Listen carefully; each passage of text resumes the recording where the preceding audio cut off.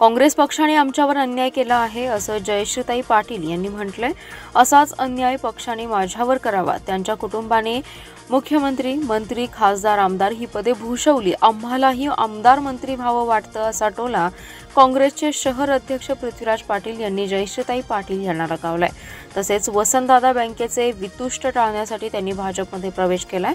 आता सर्वसामान्यांच्या ठेवी, महापालिकेच्या कोट्यवधी रुपयांच्या ठेवी त्यांनी परत द्याव्यात अशी मागणीही त्यांनी यावेळी केली आहे। जयश्रीताई पाटील यांनी काँग्रेसला रामराम केल्यानंतर प्रथमच पृथ्वीराज पाटील यांनी त्यांची भूमिका मांडली आहे। पृथ्वीराज पाटील म्हणाले, जयश्रीताई यांचा भाजप प्रवेश का झाला याचा खुलासा खुद्द पालकमंत्री चंद्रकांतदादा पाटील यांनीच पक्षप्रवेशाच्या कार्यक्रमात केलाय।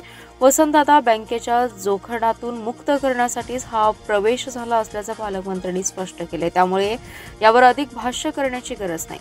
स्वतः जोखडातून मुक्त होताना सामान्यांनी तसेच ज्या संस्थांनी विश्वासाने बँकेत ठेवी ठेवल्या होत्या त्याचेही हित होणं गरजेचं आहे। त्या ठेवींची जबाबदारी कोणावर हे देखील स्पष्ट करावं। नजीकच्या काळात बँकेत अडकलेल्या ठेवी संबंधितांना परत मिळाल्यास जयश्रीताईंनी केलेल्या पक्षप्रवेशाचा आनंद सर्वांनाच होईल आणि एका दृष्टीने सर्वसामान्यांना न्याय मिळेल।